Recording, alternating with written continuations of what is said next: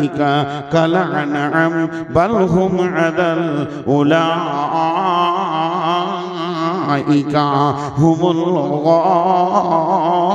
গাফিলুন। আল্লাহ তাবারাক ওয়া তাআলা বলছেন, এই আয়াতের তরজমাটা শুনেন, হাতগুলো ধরে বলছি, খুব মনোযোগ দেন, খুব মনোযোগ দেন।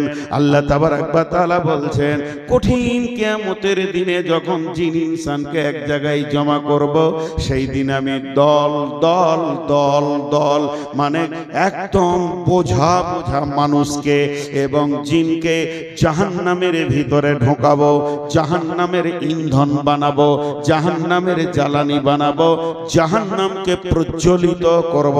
কাকে দিয়ে? জিনকে দিয়ে এবং ইনসানকে দিয়ে। আল্লাহ তাবারাক ওয়া তাআলা বলছেন, কারণ কি? কারণ কি? কারণটা শুনে নাও। তাদের দিল দিয়েছিলাম, দিল নষ্ট হয়েছে। চোখ দিয়েছিলাম, নষ্ট করেছে। কান দিয়েছিলাম, নষ্ট করেছে।